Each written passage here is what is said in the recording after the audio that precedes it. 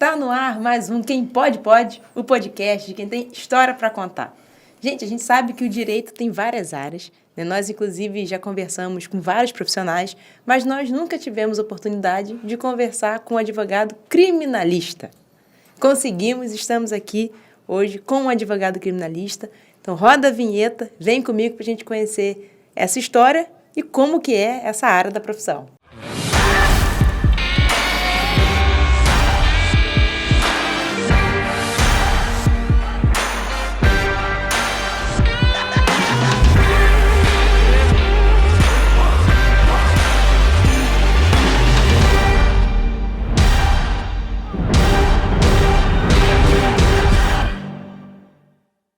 Eu estou recebendo aqui no estúdio o advogado criminalista Lucas Bragança. Lucas, é um prazer te receber, muito bem-vindo. Prazer, Luciano, obrigado pelo convite, eu que agradeço estar aqui, poder contar um pouco da história do advogado criminalista, que muitas das vezes é criticado, criminalizado, e a gente vai poder explicar mais ou menos como é que funciona aqui o nosso trabalho. Antes de começar, vou te dar o nosso mimo, né, que é a nossa canequinha personalizada, cuidado tá com água.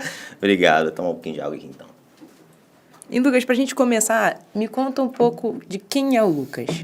Bem, o Lucas é um menino que vem de família muito humilde, né? Você é de onde? Eu sou de Araruama mesmo.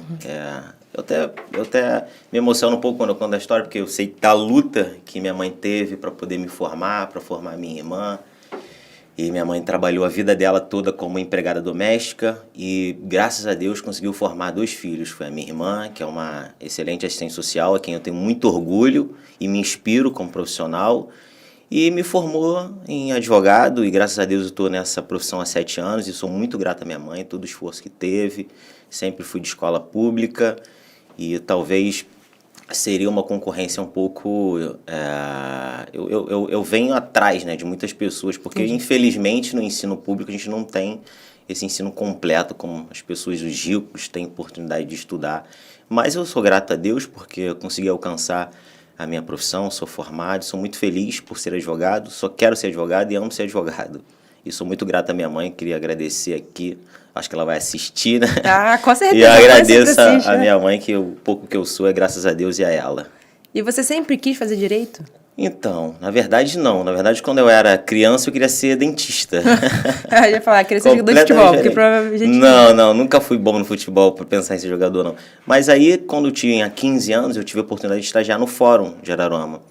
E a partir desse momento, desencadeou em mim essa vontade de fazer direito, porque eu gostava de trabalhar lá e já mexia com o processo. E você foi só para como se fosse um jovem aprendiz? Sim. Era um projeto do Estado, na época, chamado Jovem pela Paz. Era gerado pelo Estado. Já tinha um jovem aprendiz acho que era pela prefeitura, né? E o Jovem pela Paz era pelo Estado. Então, comecei a trabalhar lá no Fórum, com 15 anos de idade. Depois disso, me nutri essa vontade de fazer direito e nunca mais esqueci. Saí do Fórum depois, trabalhei em outros lugares, mas quando completei a idade necessária para estudar na faculdade, eu comecei a fazer direito e formei em direito, estou nessa área até hoje. E aí você fez faculdade aonde? Fiz na Veiga. Cabo Frio? Isso, Cabo Frio, Veiga de Almeida. Então sempre num desafio, né? De ir, voltar a pagar a faculdade. Sempre, para a faculdade, tinha ônibus na época. Ainda bem que a prefeitura na época tinha ônibus, tinha um amarelinho. Eu peguei amarelinho na época. Isso é. E aí depois foi modernizando, e aí a gente foi pegando ônibus melhores, mas foi essa luta aí durante 5 anos. E você, como é que você decide ir para a área criminal? Então, desde a época da faculdade, a gente estuda todas essas matérias, né? E você tem afinidade com algumas matérias. E eu sempre tive afinidade com direito penal, com a matéria que envolvia o estudo do crime, todas essas coisas aí. E eu sempre fui bom nessa matéria. Então, eu me despertava muito interesse. E eu sempre tive facilidade de aprender mais sobre direito penal, sempre tive curiosidade de estudar mais direito penal, porque todo mundo que faz direito, quando estuda direito penal, dizem que se apaixona pelo direito penal, porque é um direito mais dinâmico, mais emocionante, sabe, mais ricos em detalhes, chama mais a atenção do estudante inicialmente. Por mais que ele não atue futuramente nisso, a maioria dos estudantes de direito, quando entra na faculdade, se apaixona pelo direito penal. Entendi. Porque é um direito gostoso de estudar, né? E está muito na mídia o direito penal. E com todo esse tempo ele foi publicizando cada vez mais, ele foi ficando mais todo mundo. Antigamente, por exemplo, uma pessoa normal, um cidadão, não sabia que era o ministro do Supremo Tribunal Federal. Hoje conhece o ministro do Supremo Tribunal Federal. Conhece mais por causa das ações penais que eles julgam, né? Mensalão, Lava Jato. Então, eu sempre gostei mais do direito penal. E me formei e fui me especializando nessa área. Mas aí quando você fala assim, ó, eu decidi você, né, advogado criminalista, né? Então, em 2014, eu comecei a trabalhar com um advogado que hoje é muito meu amigo, que é o Felipe Julian. E aí, trabalhando com o Felipe Julian, eu desenvolvi mais essa... E ele é criminalista? Ele é criminalista, até hoje, um dos melhores criminalistas aqui da cidade, da região. Eu comecei a trabalhar com ele e aí... Foi só ficando mais apaixonado ainda por essa área? Exatamente, mais apaixonado ainda. Trabalhei com ele durante 4 anos, 5 anos, e aí abri meu escritório e estou nessa pegada até hoje, fazendo só direito penal, só direito criminal. E aí, quando você decide, como é que é a reação da família? Sua mãe? Assim... Preocupações inicialmente. Minha mãe, como é que pode? Porque acredito que seja uma área do direito que se preocupa mais, né? Assim, se expõe mais. Sim, até porque nós lidamos com os bens jurídicos mais caros para o cidadão, que é a liberdade, que é a vida, a dignidade, a honra, dignidade sexual. Então, a gente lida com os bens jurídicos maiores do direito. Então, tem uma preocupação. E aí sua mãe falou o quê? Falou o quê? Então, inicialmente ela não aceitou muito bem. Não, porque você não faz concurso? Porque a maioria das mães querem isso. Não, faz tudo. Não, eu falei, mãe, eu quero ser advogado. E preciso que a senhora me apoie. Eu quero ser advogado criminalista. Ela, não, e tal. Aí fui tendo um jogo de cintura com ela. Aí, com o tempo, ela foi vendo, né? Que a gente trabalha, graças a Deus, com honestidade. E aí, graças a Deus, nunca sofri numa situação de que pudesse me colocar em risco, algo do tipo, entendeu? Graças a Deus, nunca passei por uma situação dessa. E hoje ela entende e aceita numa boa. E, Lucas, assim, a gente vê muito falar que o advogado criminalista defende bandido. Isso acho que é sempre, né? Numa matéria, como você falou aqui, né? Sai, ele diz, lá, já tem advogado para defender o bandido.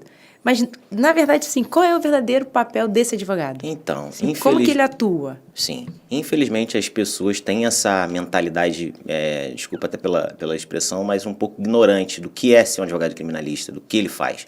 O advogado criminalista não defende bandido. O advogado criminalista, ele defende direito, ele defende que aquele cidadão, por mais bárbaro que o crime que ele venha cometer ou tenha cometido, ele tem que ter um julgamento justo, dentro dos ditames legais. E o advogado, ele garante isso, simplesmente isso, ele garante um julgamento justo. Ele não é conivente com a prática criminosa de qualquer cliente que seja. Ele é conivente com a aplicação correta da lei, que aquele cliente, por mais bárbaro o crime que ele tenha cometido, que ele seja julgado dentro dos ditames legais. E eu costumo dizer, Luciana, que toda pessoa pode cometer um crime. Tem um livro escrito pelo um juiz mineiro chamado Renato Zup, que ele diz: toda pessoa é capaz de matar, e o amor e o ódio são perigosamente limítrofes. Você, por exemplo, você não mataria alguém para salvar seu filho ou sua filha, não sei se você tem filho. Então é comum, qualquer pessoa pode cometer o crime. E quando cometer, não vai precisar de um advogado criminalista. Necessariamente ela é uma criminosa, necessariamente ela cometeu o crime de fato. Você pode estar agindo em legítima defesa. Você salvou sua filha de uma agressão. Então, enfim, as pessoas têm ainda esse olhar ignorante para o advogado criminalista, essa cultura de criminalizar o advogado criminalista, mas não é assim. Então, a gente trabalha para que a lei seja aplicada. Somente isso. Independente do que a pessoa tenha feito, ela tem o direito de ser defendida. É lógico. Aí cabe do advogado querer ou não pegar aquela causa. Mas ele, independente de tudo, se nenhum advogado quiser pegar uma causa, ele tem assistência da Defensoria Pública para garantir a ele a aplicação da lei. Entende? As pessoas, infelizmente, têm esse olhar ainda ignorante sobre até precisar de um. Porque uma hora pode precisar, ou um amigo, ou um primo, aí vai entender o trabalho do advogado criminalista. Entendi, porque realmente a pessoa fica com essa, né? Só vai defender bandido porque já foi preso, já tem advogado na porta da prisão. Sim, na porta da delegacia já tem um. Sim, infelizmente. Acontece dessa forma. Quando me questionam sobre o que é ser um advogado criminalista, eu lembro tem um jurista que infelizmente já faleceu, que é o Evaristo de Moraes Filho, que ele dizia assim: aos que insistem em não reconhecer a importância social da nossa missão e tanto nos despreza quando nos lançamos com redobrado ardor na defesa dos odiados, só lhes peço que reflitam, vençam a cegueira dos preconceitos e percebam que o verdadeiro cliente do advogado criminal é a liberdade humana, inclusive a deles, que não nos compreendem e nos hostilizam, se num desgraçado dia precisarem de nós, para livrarem das teias da fatalidade. Qualquer um pode precisar algum dia de advogado criminalista. Verdade. Não é uma coisa que pode acontecer com todo mundo. Ninguém está livre, Ninguém está livre. Como eu não estou, você não está. Ninguém está livre, verdade. Livre. E, tipo assim, quais são os casos mais comuns que você vê? Muito homicídio, tráfico de drogas aqui na cidade é um índice altíssimo de tráfico. Violência doméstica é um crime que tem acontecido muito. Tem uma ocorrência enorme de crimes no âmbito Isso na doméstico. região? Aqui em Araruama, por exemplo. Nossa. Sim. Tem muita ocorrência de tráfico de drogas, de homicídio, por incrível que pareça, e de violência doméstica. É uma ocorrência enorme de crime de violência doméstica aqui em Araruama. Mas de violência que chega, tipo assim, Violência verbal, violência física, porque a lei de violência doméstica, ela abrange vários tipos de violência. Sim, Tem sim. a violência psicológica, verbal, violência sexual, mas, tipo assim, violência patrimonial. acontece muito caso das pessoas Lesão corporal no âmbito doméstico. de acontece realmente muito. matar. Tem Também acontecido acontece. isso? Araruama, salvo engano, de matar, não tem tanto. Ah, tá. Não posso estar errado aqui, porque eu não olhei os números. Mas violência doméstica como um todo tem bastante ocorrência aqui em Araruama, sim. Tipo assim, então seria... o que você pode dizer dos top 3 seriam violência doméstica, Tráfico de drogas, homicídio. e homicídio. É. E aí você acaba... Não necessariamente nessa ordem. Eu acho que tráfico de drogas e violência doméstica tem mais ocorrência aqui. É? Do que o homicídio. Do que homicídio. Salvo engano, sim. Aí a polícia vai ter uma informação mais precisa do que eu. E aí você entra nessa área... O cliente que me procurar, eu vou analisar o caso. Não é que eu sempre pego todos os casos, assim. Eu analiso o caso e vejo se tem defesa para aquele caso, em qual tem casos consistência que não ocorreu tem? o crime. Tem. Todo caso tem defesa. Só que tem casos que você consegue trabalhar melhor uma defesa técnica. Você consegue enxergar melhor uma tese jurídica, trabalhar melhor aquela tese defensiva para aquele cliente. Entendeu? Que caso, assim, mais ou menos? Que caso é um caso que é difícil de defender? Violência doméstica é um caso difícil de defender. Muito difícil, inclusive. E tráfico de drogas. Por que é difícil? Porque tem a palavra da mulher. E a palavra da mulher tem um poder enorme no crime de violência doméstica. Porque na maioria das vezes esse crime acontece às escuras, no âmbito doméstico. Então ninguém vê. Só tá a mulher e a pessoa. Então a palavra dela tem um poder enorme, que nós advogados questionamos muito isso judicialmente. Porque a palavra da mulher, tudo bem, eu não estou aqui demonizando a palavra da mulher. Ela tem que ter seu poder, mas ela não pode ser superior a tudo. Ela tem que estar corroborada com mais elementos de prova, para quem seja uma condenação futuramente. Mas não, muitas das vezes a palavra da mulher é suficiente para condenar. Entendeu? Não estou negando aqui a lei de violência doméstica, é um grande avanço na legislação brasileira que coíbe as práticas de violência no âmbito doméstico, mas é preciso que os julgadores apliquem com mais ressalvas, analisando o processo como um todo. Peça mais provas, assim. Só Exato. a palavra... Não, é insuficiente. Eu não tenho um grau de suficiência probatória para condenar só a palavra da mulher. Entendeu? Mas tem essa força. Tem essa força. E acontece sempre, sim, só a palavra da mulher... Muitos casos os juízes condenam só com base na palavra da mulher. Como num caso de tráfico de drogas, que condenam com base só na palavra do policial. Que inclusive tem uma súmula, que é a súmula 70 do Tribunal de Justiça do Rio, que diz que a palavra do policial tem suficiência probatória. Está até sendo questionada essa súmula. Então a gente trabalha muito para poder desconfigurar isso. Porque não é possível. O policial mente. Então, eu tenho muitos amigos policiais, tenho respeito com os policiais, mas eles podem mentirem também. Eles são interessados na prisão de alguém. Assim como a mulher também pode mentir. Pode, exatamente. Usar... Por querer prejudicar o cara. Sim, assim. usar a lei de violência doméstica para fins civis, para fins familiares, né? De tirar o marido de casa, de poder evitar que o marido esteja com filho. Enfim, tem diversos... São usados para fins espúrios, por exemplo. Enfim. E você já pegou algum caso assim de injustiça? De injustiça? Porque alguém foi acusado injustamente? Vários. Sério? Sério, já. Conta um pra gente. Enfim, tem um caso que eu peguei, de violência doméstica, inclusive, que o rapaz estava respondendo por violência doméstica, que a própria mulher... Você foi o primeiro advogado dele? Fui o primeiro advogado dele. Ele foi feito a investigação, a mulher foi na delegacia, fez a ocorrência contra ele, e ela usou um telefone de uma outra, enfim, comprou um telefone, outro chip, mandou mensagem para ela mesmo, como se fosse ele. E aí, nesse curso de investigação, ela fez uma ocorrência, porque já tinha uma medida protetiva, ela fez uma ocorrência, e aí, quando você descumpre uma medida protetiva, você responde por um crime autônomo, que é o descumprimento de medida protetiva. Você faz a ocorrência por um crime. Ela fez a ocorrência pela violência doméstica contra o companheiro. Quando você faz a ocorrência por violência doméstica, geralmente a mulher pede medida protetiva para afastar aquele homem do lar. E aí geram 2 procedimentos, que o primeiro procedimento que investiga a violência que ela de fato ocorreu e gera um procedimento autônomo que vai tramitar para poder deflagrar essa medida protetiva. E aí são 2 procedimentos. E se o homem descumprir essa medida protetiva, ele responde por um crime autônomo, que é o crime de descumprimento de medida protetiva. Entendi. Então ela fez uma ocorrência dizendo que ele descumpriu a medida protetiva. Porque ele mandou uma mensagem que ela mesma mandou falsa para ela. Exatamente. Porque a medida protetiva, no caso, não é só de chegar perto. Não, tem várias formas. Tem a medida protetiva também de não chegar perto, por exemplo, 300 metros, o juiz vai estabelecer quantos metros não chegar perto. Afastamento do lar, obviamente, porque não vai estar perto. Aproximação de família, aproximação de amigos, depende do que o juiz vai determinar. Então, uma mensagem... É o descumprimento de medida protetiva. Tá, entendi. Porque o descumprimento de medida protetiva, ela não basta eu estar junto com você só para descumprir. Isso que eu queria saber. Por e-mail, por mensagem, e usar outra pessoa para poder chegar até você e descumprir a medida protetiva, por exemplo. Entendeu? Então ela comprou um telefone, botou um chip nesse telefone e mandou mensagem para ela mesma como se fosse ele. Ele foi preso por descumprimento de medida protetiva. Porque até então ela só tinha feito a denúncia, ele não vai preso porque vai começar o processo. Sim. Mas aí a partir do momento que ele descumpre essa medida protetiva... Aí ele já começa, aí entra pra prisão. Aí exatamente. Aí ele pode ser preso. Aí até então, quando ela deu entrada lá, né, fez o boletim de ocorrência, certo. Ele não tinha nada. Quando ele foi preso, aí ele procurou advogado. Sim. Aí e como é que você entra, como é que desfecha isso? E aí, como ele já estava preso, estava com mandado de prisão, ele ficou um tempo foragido, eu entrei no processo, porque o réu foragido ele tem direito de constituir advogado, mesmo foragido, o processo vai tramitar normal. Mas como é que ele sabia que ele estava sendo procurado?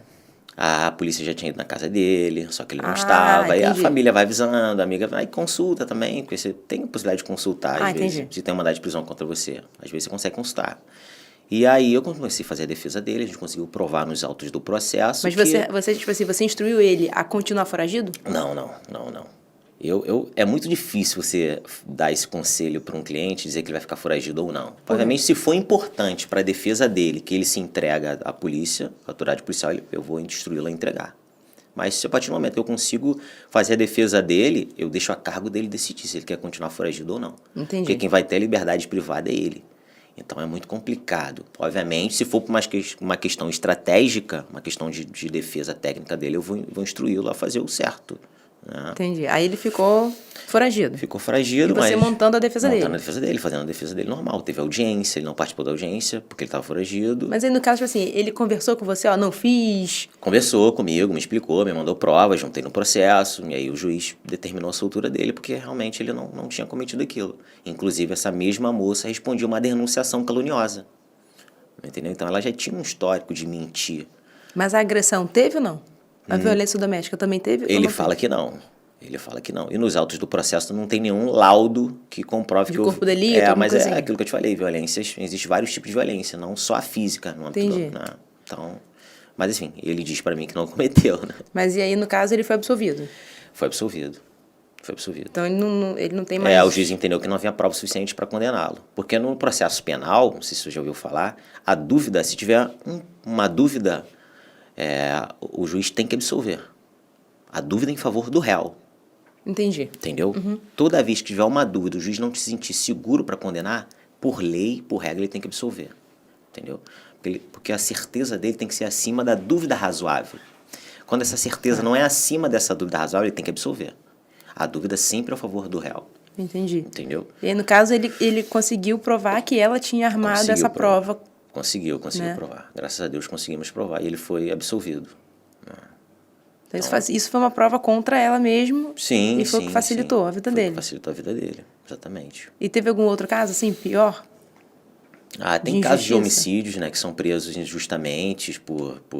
Às vezes uma pessoa fala que viu na cena do crime, ou a pessoa fala que ouviu dizer... Por isso? Já defendeu alguém justamente assim? Já defendemos, já. Eu, em conjunto com outros advogados, com outros amigos, defendemos. Por exemplo, acontece de prenderem muito por testemunhos de ouvir dizer, que nós chamamos, né? Você ouviu dizer que aquela pessoa cometeu o crime. Então, a polícia começa a investigar a partir daquele testemunho. E prende, muitas das vezes, a partir daquele testemunho de ouvir dizer, simplesmente por ouvir dizer. Ouvir dizer que o fulano cometeu o crime tal dia tal, mas só ninguém viu de fato o que aconteceu. Mas ouviu dizer que aconteceu. E muitas das vezes as investigações avançam, mesmo com o testemunho de ouvir dizer. Isso é insuficiente para levar alguém a uma condenação, uma prisão. Mas já acontece. Infelizmente acontece muitas das vezes. E qual foi o caso, assim, nessa questão de homicídio que você pegou que... Deixa eu tentar lembrar aqui. Que, tipo assim, a pessoa falava que não fez. Tem vários casos. Isso acontece muito comum. E como é que provou que realmente a pessoa não fez? Aí a pessoa foi a júri popular. Né? A gente conseguiu provar em plenário do júri que aquela pessoa não cometeu aquele crime. E havia insuficiências de provas para poder corroborar aquela tese do Ministério Público que dizia que aquela pessoa cometeu o crime. Porque a palavra da pessoa se reforça com a insuficiência de provas, né? Sim. Tua palavra tem que estar corroborada com demais elementos de prova nos autos do processo. Se ela não tiver corroborada, tem que absolver. A regra é essa. E aí já absolve-se por insuficiência de prova, entendeu? Então tem que ter um nível de suficiência probatória suficiente para condenar aquela pessoa. Quando não tem, tem que absolver. Mas já aconteceu o caso, tipo assim, da pessoa, desse ouvir dizer, chegar a prender a pessoa ficar tanto tempo Sim, preso? prende. Às vezes fica preso. Tem clientes nossos que ficam presos 3 anos, até ir a julgamento, só com testemunho de ouvir dizer. Entendeu? Caramba! Uma E situação... aí, tipo assim, aconteceu do cliente, tem 3 anos preso, e aí vai a júri, e aí o júri entende que não tem prova, que não tem nada, Sim. não tem indícios, não tem nada. E absolve. E absolveu. Sim, perfeitamente. Sim. Acontece muitas das vezes. E às vezes a pessoa que foi... Tem uma dúvida. Fala. Aí no caso desse, o cara vai ser solto. E aí, nada acontece pra É, ele? isso que eu- Ele Nada pagou acontece o por- quê? Não, entendi. tipo assim, aí no caso desse assim, a pessoa Nada tá lá, a aconteceu. pessoa não tem nada contra ela, né? Tá lá, um civil não tem nada contra ela, não tem processo, não tem nada. E aí numa situação dessa de ouvir dizer, acaba sendo preso por um crime que não cometeu. Certo. Fica lá 3 anos preso. Uhum. Aí vai a júri, o juiz entende que realmente não tem prova, não tem nada, solta a pessoa. E aí, tipo assim, E o esses que 3 anos? Os 3 anos a pessoa perdeu, Infelizmente. isso fica assim, manchado, fica na ficha da pessoa, essa pessoa foi preso. Consta na ficha da pessoa, mas vai constar lá que ela foi absolvida. Caso ela seja absolvida, vai constar que ela foi absolvida. Mas não fala que foi absolvida porque não teve prova, porque foi uma vítima de, eu ouvi dizer. Tem. Fica lá dizendo que foi absolvida. E aí explica a situação da absolvição. Mas, assim, infelizmente, são 3 anos que a pessoa perdeu presa, né? Obviamente, enfim, aí um civilista vai explicar melhor. Ela pode entrar com uma ação indenizatória em face do Estado, dependendo da situação, para reparar esse dano que foi causado durante 3 anos. Mas, a maioria das vezes, não se repara. Né? Esse dano é reparado. Não é reparado, infelizmente. Porque ali, a pessoa, quando ela vai para o sistema prisional, ele está ali envolvido com muita gente, né? Ah, com certeza. Ele com como certeza. inocente, mas está envolvido com muita gente que tem muita culpa. Sim, pode ser que sim, com certeza. Então, isso tem Ele está num ambiente de diversas pessoas, enfim, de Então- criminosos ou não criminosos, né? Isso pode desencadear N problemas. Pode. Inclusive, a criminologia explica muito sobre isso, né? Esse ambiente de crime pode desencadear uma pessoa a cometer crimes, né? Enfim. No ambiente que ele vive ali por porque- 3 anos, no tanto mínimo, que vamos se lá. dizem que muitos presídios é uma fábrica de criminosos, né? Dizem isso, né? O presídio brasileiro hoje não tem condições nenhuma de ressocializar uma pessoa. Tanto que o próprio Supremo Tribunal Federal declarou o estado de coisas incondicionais dos presídios brasileiros. Não tem adaptações dignas, não funciona a ressocialização. É porque isso que eu também ia te perguntar. Não né? funciona. Esse sistema não funciona. Não funciona. E aí você vê aí muitas das vezes um político pregando um endurecimento das leis, enfim, criação de mais presídios, não é isso que vai resolver a criminalidade. A ciência diz isso, a criminologia diz isso, a criminalidade é uma questão social, não é uma questão de segurança pública. Não vai diminuir se aumentar o policiamento, não vai, sim, pode diminuir de uma certa forma, mas não é o mecanismo ideal para combater a criminalidade. A criminalidade é uma questão social, né? Então, isso endurecer penas não vai. Mas se não fosse os Estados Unidos, seria uma maravilha, porque eles endurecem as penas e, mesmo assim, o cometimento de crimes lá são altíssimos. Não é essa a solução. Então, você acha que a solução seria essa questão social? Você Com certeza. Tirar aquela criança que começa a entrar no crime, levar para um esporte. Programas, exatamente isso aí. Você foi cirúrgica, programas sociais, esportes, qualquer tipo de esporte, teatro, enfim. Muitas pessoas na comunidade foram salvas por projetos sociais. Sim. Pô. A gente tem atores que são de sim. comunidades, foram né, e hoje são grandes atores e foi através de projetos sociais do governo, enfim, privados. Esse é o mecanismo ideal para combater a criminalidade. Não é segurança pública, não é endurecimento de leis, isso é uma ignorância dizer isso, não é. E os estudos dizem ao contrário disso. Então, não vai adiantar. Não você vê um político hoje defendendo isso, falei, caramba, que tamanha ignorância o cara defendeu uma situação dessa. O cara tem que estudar sobre para poder debater esse tema. E, tipo assim, hoje, né, do jeito que está, né, o sistema prisional, esse fato que você falou que não existe essa ressocialização, é pelo fato de simplesmente saiu, tá lá. Foi mais um que voltou pra rua. Mas eu tô pra rua. Não existe um cuidado Não tem. com esse ex-presidiário. Não tem um cuidado. Tipo assim, para ele não... Se ele fez o crime, ele não voltar a repetir. Isso não existe. Não tem. Hoje não tem. Esse trabalho de abriu o portão, você tá lá fora, já não é problema nosso mais. Vai estar sujeito a cometer novos crimes. Se tiver uma personalidade inclinada a cometer crimes, vai cometer crimes de novo. Como acontece. O grau de reincidência nos presídios brasileiros são altíssimos. São pessoas que voltam para o sistema carcerário porque cometeu crimes novamente. Porque as pessoas assim, acabam não entendendo, né? Muita gente fala assim, então ficar preso deve ser muito bom, porque... Por que ele volta? Não, assim, e o pior de tudo, as pessoas falam que o Brasil é o país da impunidade.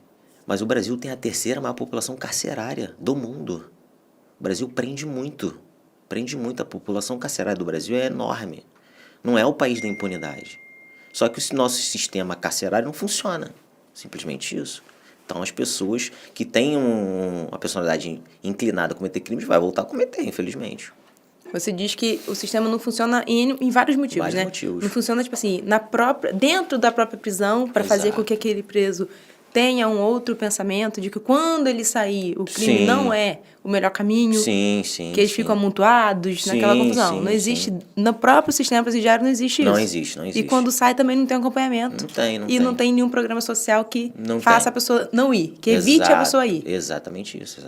Não tem, não funciona. Infelizmente não funciona. E você acha que por que não funciona? Não é vantajoso? Talvez, né? É uma questão que o governo deveria investir mais nisso. Será que eles pensam que vale a pena ou não investir nisso? O gasto programas que se teria, sociais. Exatamente. Às vezes é melhor ter muita tipo assim, talvez botar muito dinheiro na segurança pública. Só que a gente já viu que não funciona, né? Entendi. Todo mundo já viu que não funciona. Inclusive, atualmente, não sei, eu acompanho bastante a CNN, você viu que o índice de furtos e roubos aumentaram na zona sul do Rio, por exemplo. Sim. Em São Paulo também, na Copacabana. Tantos moradores estão se reunindo para fazer um grupo de justiceiros para poder combater isso. Você vê o alto índice de furtos ali. E são bairros nobres, né? Que tinha, no caso, um policiamento muito forte. O que deveria ter, né? Porque, infelizmente, são tratados de forma diferente de bairros pobres, né? Entendi. Então, enfim, o policiamento, em regra, deveria ser maior lá, né? Que é bairro de Zona Sul, onde tem ricos e tudo mais, né? E mesmo assim, está havendo lá também um índice altíssimo de furtos e roubos. Eu vi essa questão, da própria população está fazendo esses justiceiros. Sim, está se unindo, acho que em Copacabana isso, né, que aconteceu, né? Mas em São Paulo também está bem alto o índice. Eu acompanho na CNN, eu tô vendo que tem sido pauta frequente nas matérias da CNN essa questão. Tem aumentado bastante. Então, assim, é uma questão que tem que ser revista, né? O Estado tem que rever isso. O executivo, enfim, o legislativo tem que analisar essa questão. Como pode combater essa criminalidade mais acentuada? Não é só... realmente, não é só... E eu acho que, talvez não sei, mas eu acredito que um programa social seja mais barato. Talvez seja. Talvez custe menos ao Estado do que custear carros novos, enfim, abrir concurso para botar mais policiais. Você gera mais custo, né? Mas, enfim, aí tem que ser um estudo, né? Um estudo completo, com profissionais especialistas na área, para poder estudar o que pode ser feito para melhorar isso.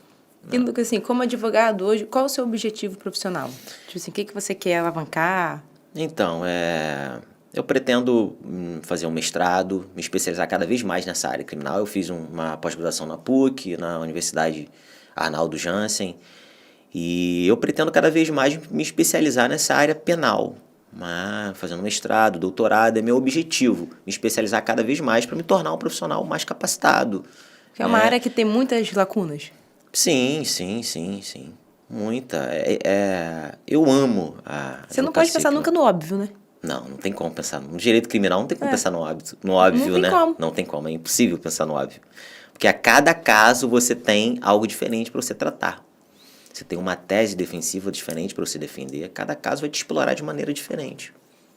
A cada caso que eu faço eu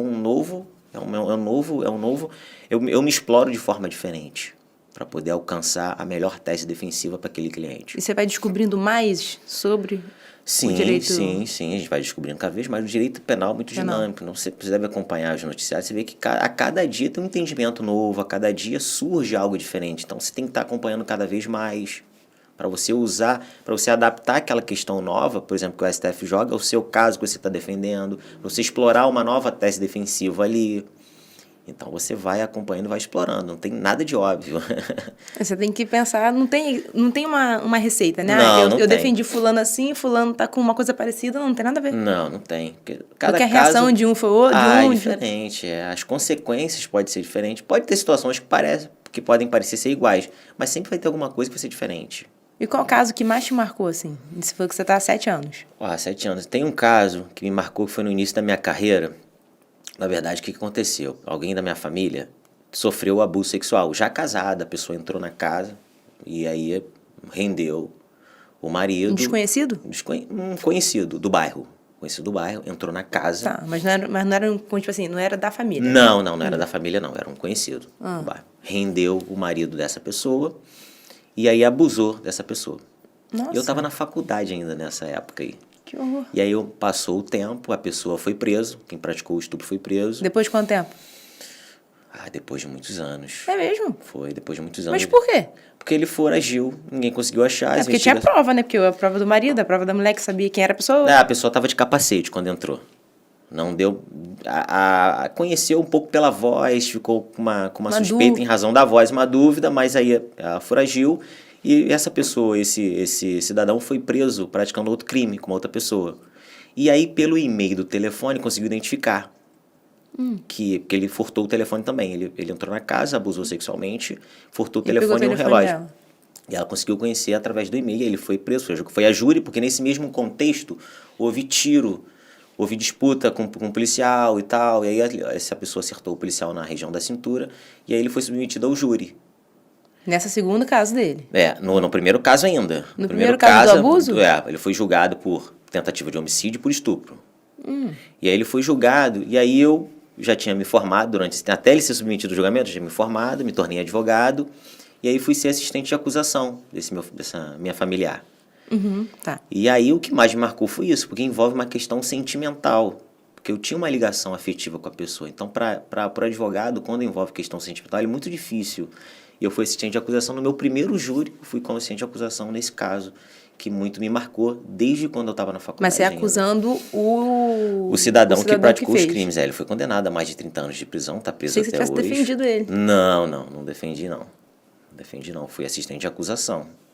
E aí, graças a Deus, em atuação junto com o Ministério Público, com o promotor, a gente conseguiu a condenação dele, salvo engano, em mais de 30 anos de prisão.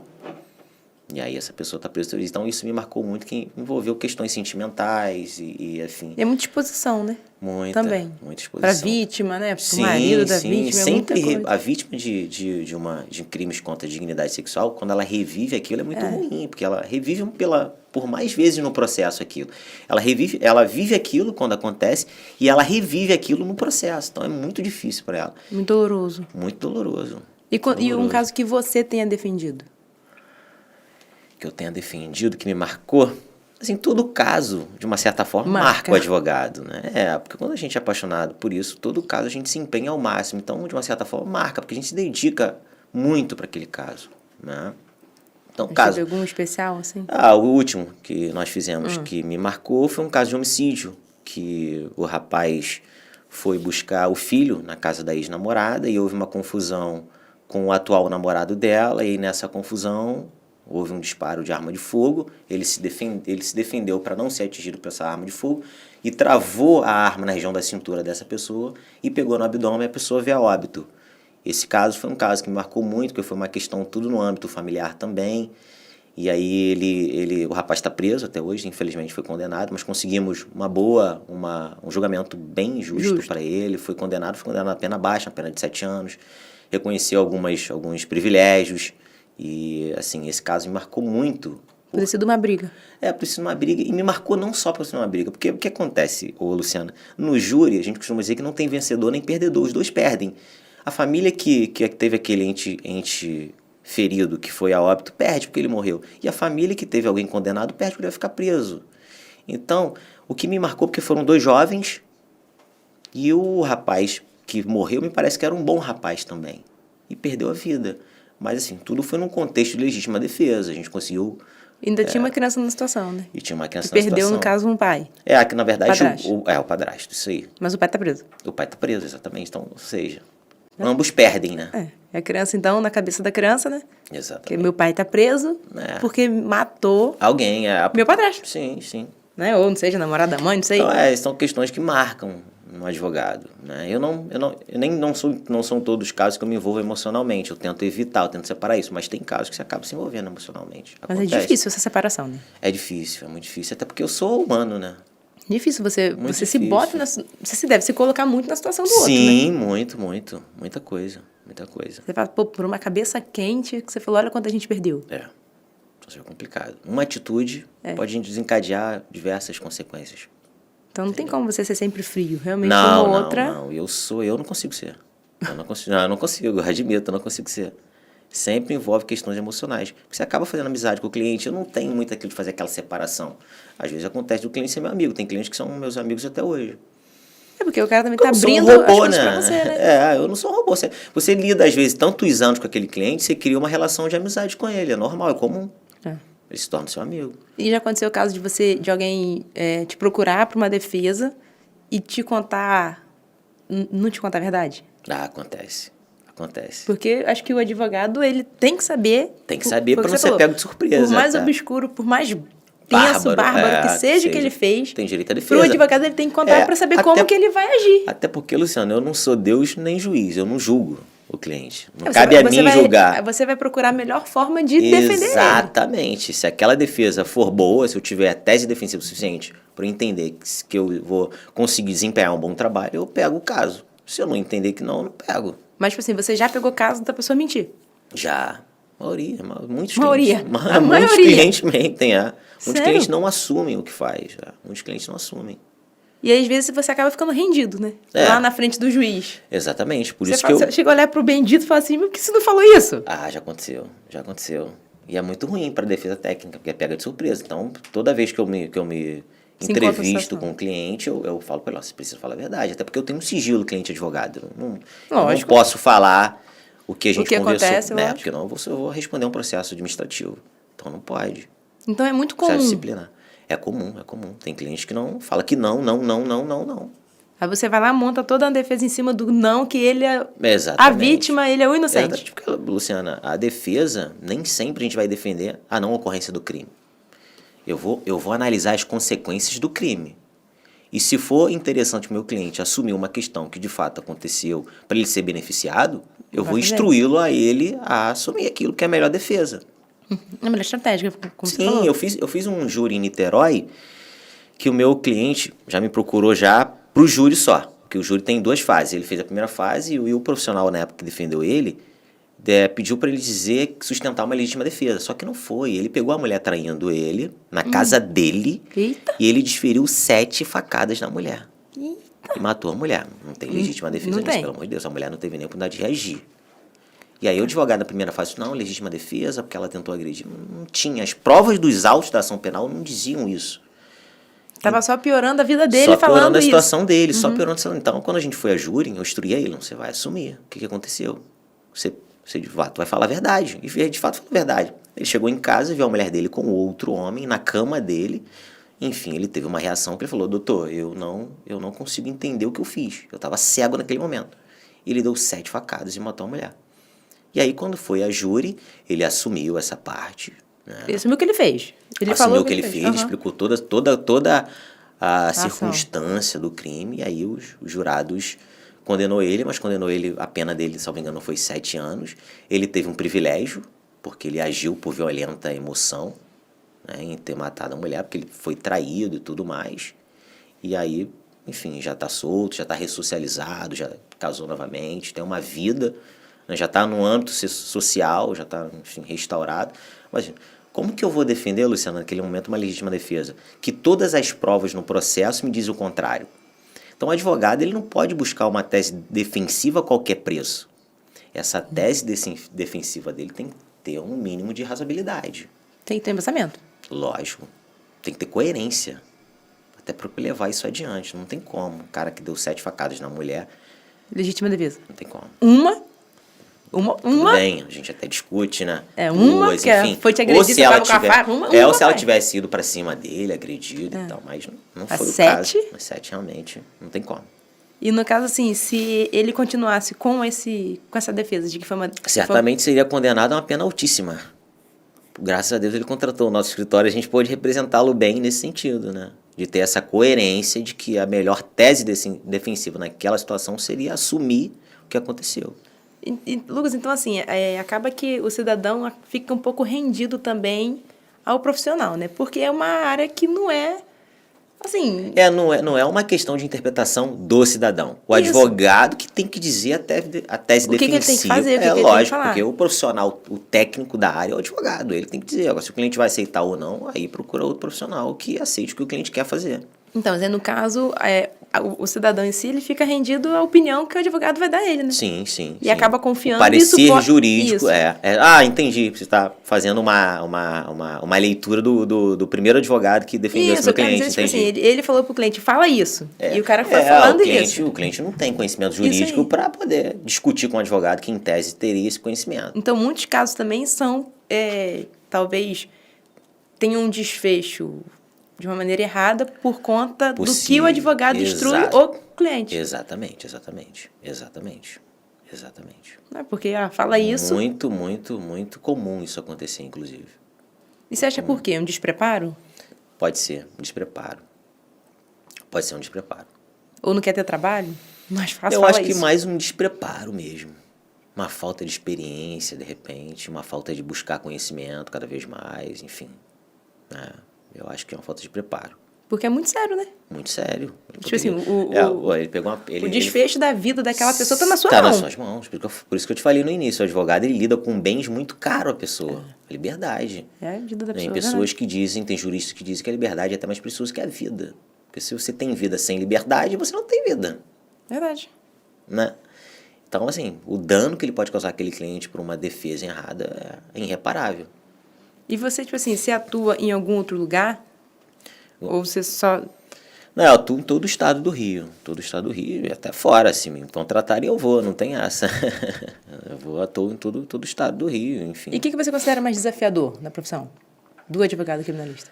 Mais desafiador? É lidar com a mentira do cliente. Assim, eu acho que todo júri é desafiador. Júri é muito desafiador, porque você tem um papel de convencer jurados através do seu entendimento, através da prova dos autos. E os jurados que estão ali? São pessoas que entendem do caso? Não. São pessoas comum do povo que são chamadas para serem jurados. Ah, tá. Elas não têm conhecimento jurídico, não têm conhecimento técnico nenhum. Só no momento lá do júri que eles vão entender sobre o caso e aí vão deliberar sobre aquilo. Mas eles não têm conhecimento... tem que ser um advogado? Não. Não. São pessoas comum do povo. Eles não têm conhecimento técnico nenhum. Em quais casos tem júri? Só vai a júri todos os crimes dolosos contra a vida. Todos os crimes dolosos contra a vida vai ao júri. Homicídio, infanticídio, aborto. Então, todos esses crimes dolosos contra a vida vai ao tribunal do júri. Então, mais desafiador é você defender em plenário. Eu acho que é isso. Eu penso que seja isso. Porque realmente é muito desafiador. E exige um preparo enorme do advogado. Porque um júri geralmente é composto de quantas pessoas? 7 pessoas. 7 pessoas julgam. São 7 opiniões diferentes. São 7 opiniões diferentes, exatamente. E você tem que... E a maioria das opiniões são ou favoráveis ou contra, decide a vida daquela pessoa ali. Então você tem o papel de convencer Exatamente. 7 pessoas de que o que você está buscando de justo para o seu cliente... É aquela tese defensiva é aquilo que eu ali. estou defendendo. Exatamente isso. E você acha válido? Tipo assim, essas 7 pessoas serem pessoas civis, sem conhecimento, sem... Eu penso que todo crime deveria ir a júri. Eu acho que todo crime deveria ir a júri. Eu penso dessa forma. Eu acho super interessante esse sistema do júri. E é um mecanismo um mecanismo democrático que permite àquele cidadão participar de um julgamento do Poder Judiciário, de decidir a vida do seu semelhante. Então, se cometeu crime contra a vida, nada mais justo do que o próprio semelhante decidir seu destino. É um mecanismo muito democrático. Para mim, tudo deveria ir a júri. Porque também deixa a pessoa numa igualdade, né? Homicídio tem que ir a júri. Dá também responsabilidade para esses 7, né? Sim. O que os 7 decidir vai estar na cabeça. Porque eu fui responsável. os jurados, eles decidem além de uma questão jurídica só. O jurado ele pode te absolver por uma questão humanitária, por exemplo. Então eu acho isso muito interessante. Eu acho que tudo deveria ir a júri, entendeu? Entendi. Eu acho muito interessante. É porque sai desse âmbito jurídico, porque né? é além do jurídico. O advogado É o hoje em social, dia... é o emocional. Exato. Os Entendi. profissionais do direito hoje em dia, ele não pode estar associado ao direito. Ele tem que ter uma vivência comum. Porque isso te ajuda a decidir melhor sobre o processo. Não só ser jurídico. Entendeu? Por isso que é bom. Eu leio livro de poesia, eu leio livro jurídico, e tudo quanto é jeito, porque você precisa ter uma vivência do mundo como um todo para você entender, às vezes, uma situação. É importante. Entendi. É importante, Luciana, O entendeu? que o que será que levou a pessoa a fazer aquilo? Exatamente, são questões que vai além do jurídico. Então, os jurados trazem isso também, porque eles têm a experiência de vida deles. Não tem uma questão só jurídica. O profissional do direito, ele, às vezes, tem uma análise só jurídica daquele É o próprio caso. juiz que está ali, o promotor. Exatamente. Ele não tem uma vivência... Daquela realidade, né? Exato. Assim, nesse caso de uma traição. Exatamente. Não tem uma vivência da realidade, exatamente. Foi cirúrgica, exatamente isso. Então, por isso que é importante também. Entendeu? Entendi. E, tipo assim, você acha que também seria a função do advogado criminalista? O que a gente estava falando da ressocialização. Essa busca de melhoria, de tentar brigar para melhorar alguma coisa, ou é uma briga em vão? Acho válido. Acho super válido o advogado buscar cada vez mais, porque isso é bom para a sociedade como um todo. Sim. Porque um cidadão que vai preso e volta a cometer crimes, ele ofende a sociedade de uma certa forma, dependendo dos crimes que ele cometa. Uhum. Então, ele põe em risco os cidadãos daquela convivência, daquele ambiente, daquele meio. E se a gente buscar cada vez mais uma ressocialização, pressionando o poder judiciário, pressionando o poder executivo, então a gente vai melhorar de uma certa forma essa questão toda de criminalidade. Mas é algo muito difícil, muito difícil. E você já teve clientes assim que te procuraram, ficaram presos, saíram, voltaram para o crime, foram presos de novo e te procuraram de novo? De novo. Mas eu não costumo jogar de novo, não. Não, porque você vai falar, de novo? Chega a falar, não. Não costumo, não, Não, só uma vez. Por quê? Porque não me sinto mais à vontade em defendê-lo. Ainda mais praticar o mesmo crime, me parece que a pessoa está reiterada naquela situação e, enfim, não houve ressocialização daquilo. Aí você acha que, no caso, pra você, Lucas... Pra mim não, ele merece a defesa dele, bem claro, ele tem que ter a defesa dele. Mas pra você, você não se sente confortável de defender mais, ele. Exatamente. Entendi. Exatamente, não me sinto confortável mais. Porque, tipo assim, ele fez porque ele quis mesmo. Exatamente. Entendi. Mas ele merece, ele tem direito de ser defendido, de ter seus direitos, né, todos intactos, todos, enfim, resguardados. Ele tem que ser defendido. A lei determina isso. Aí cada advogado tem sua maneira de trabalhar. Cada advogado tem sua maneira, e outro profissional aceita e tem que ser defendido mesmo. É direito dele ser defendido. E hoje em dia, assim, é o que você falou, né? Essa questão de crimes, de advogado criminalista, penal, está sendo muito falado. Tem até, acho que, podcasts, né, Anny, que falam de crimes. Sim, Você sim. costuma assistir? Alguns assisto, eu acompanho bastante essas coisas de podcast, acho bem interessante, bem bacana. Acompanho alguns. Tipo assim, tem algum caso que você já tenha acompanhado, que você, como advogado, já gostaria de ter, assim, já ter trabalhado? Algum caso jurídico, você fala? Que você já tem, que você viu assim, você fala assim, eu queria ter trabalhado no caso tipo esse. Vários casos de homicídio que eu vejo, assim, você fala casos de grandes repercussões, mas vários casos. O advogado, ainda mais eu que gosto de fazer o que faço, né? Se eu pudesse estar em todos os casos grandes, eu estaria, com certeza. Mas tem muitos casos interessantes que eu falei, poxa, caramba. Tem algum caso atípico, assim?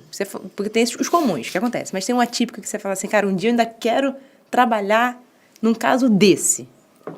Atípico? Não sei, assim, pensando agora. Não, tipo assim, sei lá, um dia eu quero trabalhar numa situação dessa aqui, que não chegou. Eu acho que já fiz um pouquinho de tudo, né? Mas provavelmente deve ter algum caso que eu tenha alguma situação específica. Isso. Agora não estou me recordando bem, mas deve ter alguma situação específica realmente que eu queira fazer. Mas assim, já fiz um pouquinho de tudo já, né? Na minha profissão. Fala. Eu tenho uma dúvida. Vou me intrometer. Normalmente nesses casos a gente vê assim, a pessoa é condenada a muitos anos, tipo assim, 100 anos, 200 anos. Mas no final das contas é só 30 que fica, né? Agora é 40 anos, né? O máximo é 40 anos. Porque o pacote anticrime eram 30 anos antigamente, o total que a pessoa poderia ficar presa. E o pacote anticrime determina que agora sejam 40 anos. Porque a pessoa não pode ficar presa eternamente, ela tem que progredir de regime, ela não cabe, a prisão não vai ressocializá-la por si só. Ela precisa estar no seio social para ressocializar também. É porque tem casos que a gente vê assim, que a pessoa, não adianta, a pessoa vai ficar manchada pro resto da vida, né? Assim, fica marcado. E eu acho que talvez fora seja muito mais difícil a ressocialização do que lá dentro, porque aqui fora ela vai ser muito mais hostilizada do que lá dentro. Depende, porque infelizmente os presídios brasileiros, como eu falei aqui anteriormente, não têm essa capacidade de ressocializar um cidadão. Então, às vezes, é melhor... Que não tem capacidade nem de suportar a quantidade que tem. Não tem adaptações lotado. Físicas suficientes. Imagina aquela pessoa ficar presa ali pro resto da vida, sem ter contato com alguém. Porque o que faz você ressocializar é também ter contato com pessoas. Você não vai se ressocializar sozinho, preso. Sim. Você precisa trabalhar, você precisa conversar, frequentar um curso, fazer coisas que te possibilite pensar diferente, agir diferente. Então, eu sou um cara que não sou abolicionista, mas eu acho que a prisão, para mim, como já é estabelecido legalmente, a prisão é a última ratio, é a última coisa que deveria acontecer. Mas acaba tendo uma inversão. Então você prende muito, e prende já de imediato. Eu acho que a prisão ela deveria ter muito mais cuidado. Os juristas, os operadores do direito, os juízes, enfim, que prendem, eles deveriam pensar melhor sobre a prisão. Porque a prisão não resolve nada, essa é a verdade. A prisão não resolve nada. A prisão não coíbe crimes, a prisão não vai impedir daquela pessoa cometer crimes novamente. Então eu acho que deveria repensar um pouco mais essa questão de prisão. Não ajuda em nada a prisão. Não ajuda em nada. E mesmo assim, mesmo culpado, o preso, ele tem benefício, pode ter benefício em relação à pena. Ele vai ser condenado, por exemplo, se for... Quais são os benefícios mais comuns? Ele gosta de progressões de regime, saídas temporárias, né? Indulto, muitas das vezes, né? Que ele pode sair em determinada época do ano, enfim. Ele tem que progredir de regime. É normal. O nosso sistema penal brasileiro determina que toda pessoa presa, quando ela alcança um determinado tempo de pena, que ela progrida de regime. Então, nosso sistema é progressivo. Então, a pessoa vai ficar presa num regime fechado, depois ela progride para o semiaberto, depois para o aberto, e depois no livramento condicional. Então, o nosso sistema penal brasileiro é assim. Entendeu? A lei de execuções penais determina que seja assim. E esses benefícios vão sendo de acordo com o passar da pena. Gradativamente. Dos anos, né? Passar dos anos, exatamente. Vai ser fechado, não pode sair para nada. Não. A semiaberto, sai final de semana. Pode ser que seja, para trabalho, para estudo, para cursos, né? Pode sair. Entendi. Entendeu? Então, esses benefícios mais comuns seriam esses. Mais utilizados no Brasil seriam esses. Sim. Nesse sentido, sim. Né, No sentido de progressão de regime, sim. E qual outro sentido? Não, estou falando no sentido de progredir de regime, sim, são os regimes, são os benefícios que a pessoa tem. Sim. Né? E aí, enfim, no normal, no processo, você tem outros benefícios. Você tem acordo de não persecução penal, quando você responde um crime de apenas até 4 anos, por exemplo. Você tem um acordo de não persecução penal, que você faz um acordo com o Ministério Público, e aquela ação contra você ela não vai prolongar. E você continua com o status de réu primário. Entendeu? Uma pessoa que comete um determinado crime, por exemplo, um determinado crime sem violência e grave ameaça, por exemplo, tem institutos despenalizadores, que a pessoa não vai cumprir uma pena. Ela vai, por exemplo, responder aquela situação através de um cumprimento de uma prestação pecuniária, pagar um valor. Que seja revestido em favor do Estado, pagar uma cesta básica, cumprir um serviço comunitário. Então, ao invés de ser uma pena privativa de liberdade, é uma pena restritiva de direitos. Você perde essa parte dos direitos temporariamente. Que no caso são mais ou menos 4 anos. Depende da situação, depende do crime. Depende. Não tem, entendeu? Depende da situação específica. Isso tudo depende da situação. Depende. Não tem que fazer um crime, vai acontecer isso. Não, vai depender do júri, vai depender de tudo. Depende de tudo. Depende da situação, depende do crime, depende da pena daquele crime, das circunstâncias, depende de tudo depende. E você já passou por alguma situação de algum caso, tipo assim, muito parecido, que um foi preso logo e o que o outro ficou nessa questão social? Tem parecido. Tem um caso... Às vezes o próprio você mesmo fala assim, gente, mas como é que pode? Tem um caso de um cliente que foi processado por roubo, que ele foi absolvido, e tem um outro cliente na mesma situação que está preso, por exemplo. Porque o processo desmembrou, processo, ele ficou foragido, o processo desmembrou, eu consegui absolver o meu cliente e a outra pessoa ficou presa respondendo pelo mesmo crime. E aí pode ser que a sentença do juiz seja diferente para ele. Entendeu? Meu cliente foi absolvido. Mas pode ser que para ele está respondendo os mesmos crimes. O juiz vai Porque acontece, Luciana, tem princípio da individualização da pena. Então, por mais que nós cometamos o mesmo crime, juntos, o juiz, ali, a gente está junto cometendo aquilo ali. Tudo, a mesma coisa. O juiz avalia individualmente a nossa situação. Tipo assim, vamos ali roubar agora o negócio. Você pode ir junto, mas na hora do julgamento não é junto. É até junto, vamos responder pelo mesmo crime. Mas na hora de sentenciar, o juiz avalia individualmente a nossa situação. Porque eu posso ter características pessoais favoráveis a mim e você não. Eu posso nunca ter cometido um crime anteriormente. Você já pode ter cometido um crime anteriormente. Pode configurar que você, tipo assim, que eu te induzi a fazer isso. Pode ser, também pode ser. Então, são situações que são avaliadas, por mais que cometamos o mesmo crime, o juiz vai avaliar individualmente a nossa pena, se formos condenados. E aí, nesse caso, esse seu cliente estava com outra pessoa, o outro foi condenado e ele foi absolvido. Exatamente. Pode acontecer, perfeitamente possível isso. Até porque vigora o princípio da individualização da pena. Então, o juiz avalia cada pessoa individualmente. Entendeu? E o Código Penal determina que tem que se avaliar também as condições pessoais daquela pessoa. Não é só o crime em si. Avalia-se também as questões pessoais, quando o juiz vai sentenciar. Questões pessoais, se o cara é primário, se o cara não tem antecedentes criminais, exatamente, tudo isso, exatamente. Se tem uma personalidade agressiva ou não. Tudo isso é avaliado. O juiz avalia tudo isso quando vai sentenciar alguém, sim. Se tipo assim, já teve uma carteira assinada, você é trabalhador, sei lá, tudo isso é avaliado, tudo isso participou de uma situação errada. Tudo isso é avaliado pelo juiz, entendeu? E por isso que então é realmente individualizado. Exatamente, por isso que é individualizado. Por isso que vigora esse princípio aí da individualização da pena. Entendeu? Que é o certo. Que é o certo. Imagina se fosse julgar todo mundo junto da mesma forma, sem considerar nada. Mesmo que, vamos um grupo matar ali, roubar. Não tem como. Não é justo, né? Tem o que pensou e tem o outro que foi de bucha. Exatamente.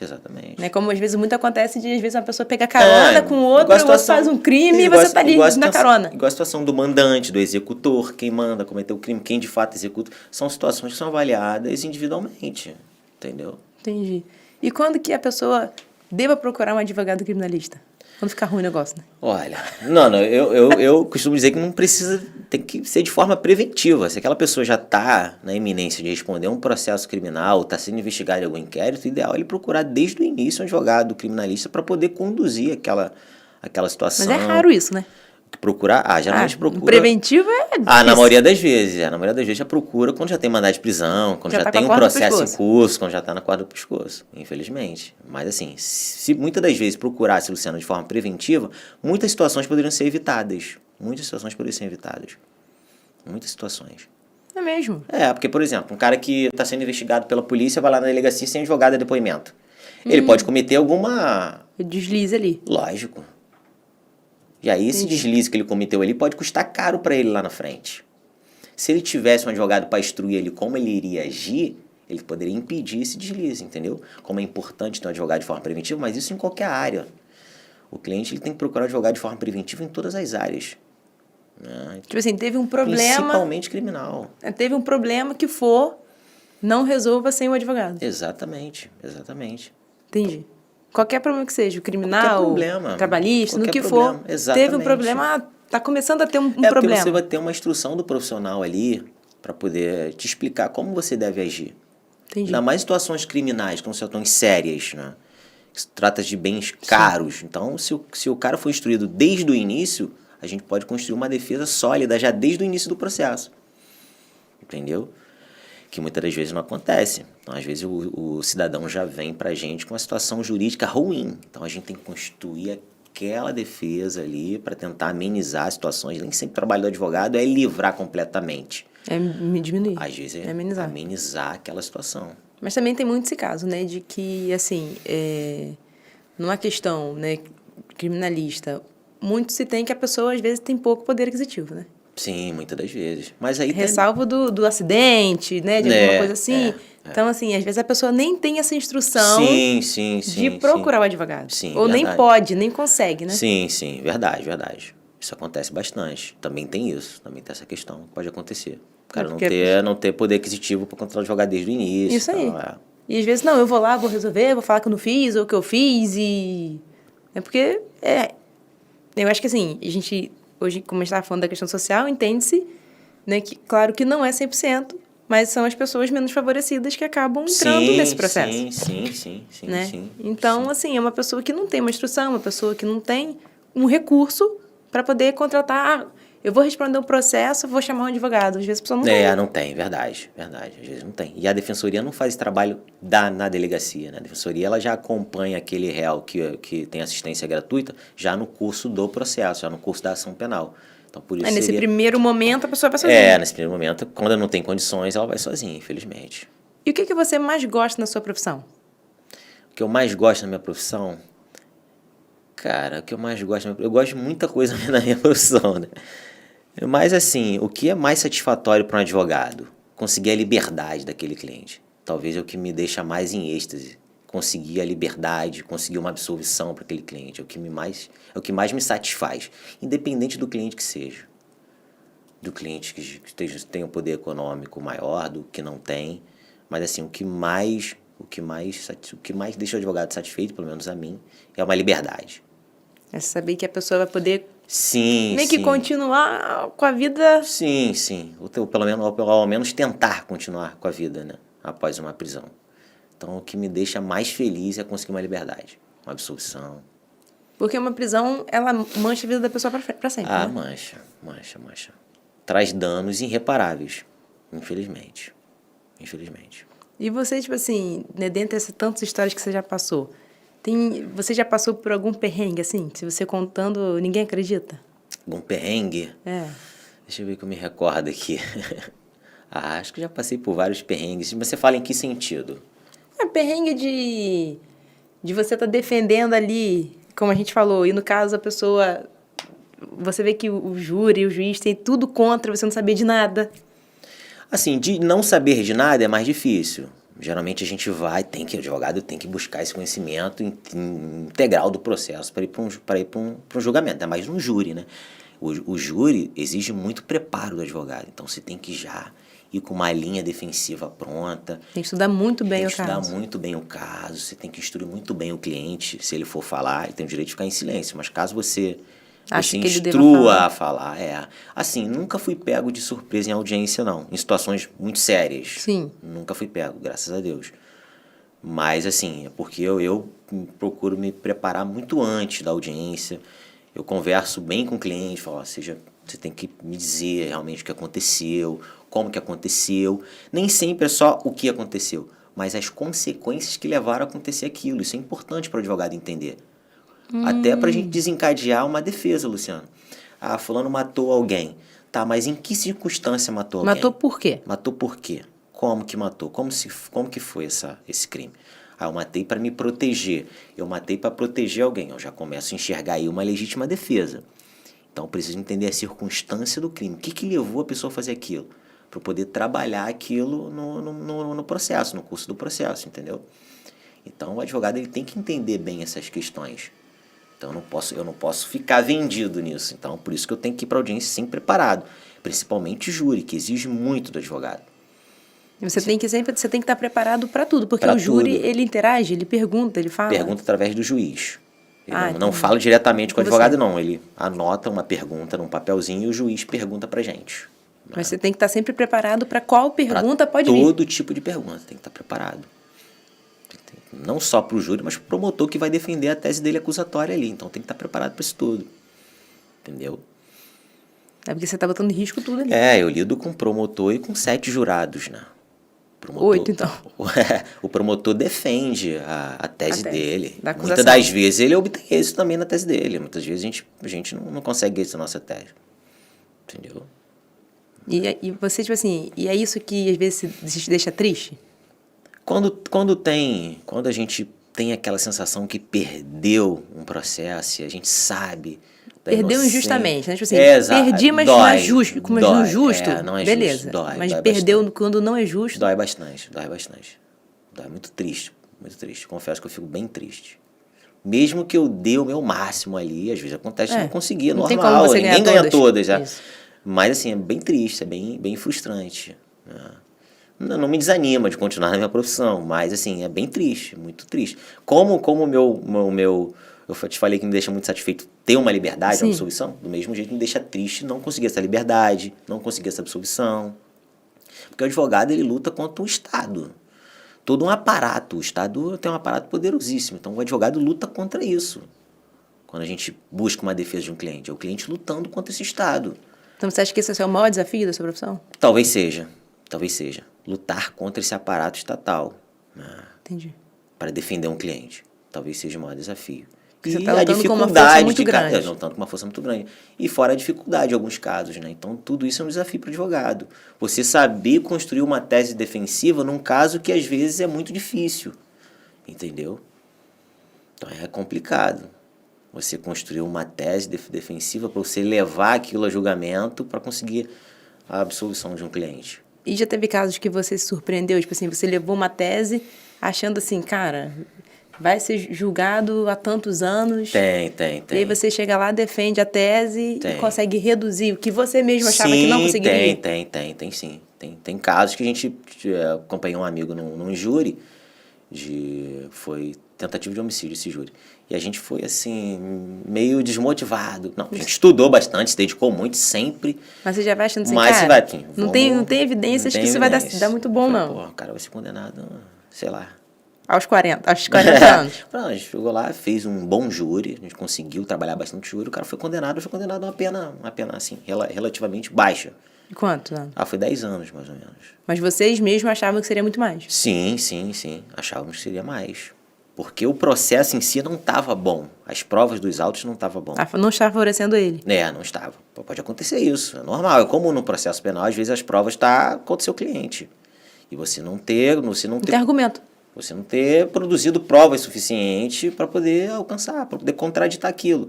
Não que o cliente tem que, não que o réu penal tem que produzir provas. O ônus da prova é de quem acusa. E suficientemente. O Ministério Público acusou, ele tem que provar aquilo ali. Só me basta me defender. Eu não preciso provar nada. O réu penal não precisa provar nada.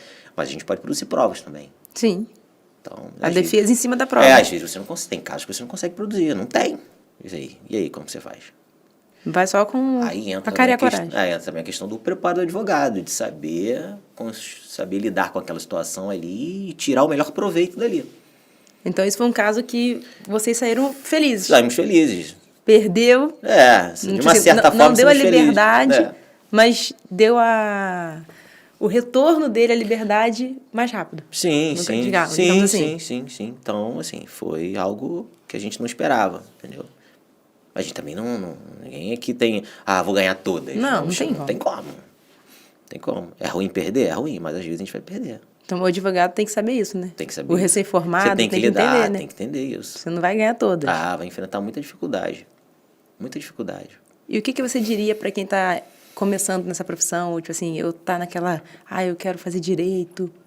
Então, o que eu poderia dizer é que se dedique cada vez mais, tem que estudar bastante, essa área exige muito advogado. Se você puder ter um tutor que te ajude, um bom advogado que você considera um bom advogado da cidade, eu acho que a pessoa não pode ter vergonha, tem que ir nesse advogado, eu quero estagiar com você. Porque nesse início eu não visava dinheiro. Eu queria aprender para depois seguir meus passos. E graças a Deus eu tive uma boa aprendizagem, né? Então eu acho que o advogado iniciante tem que buscar conhecimento.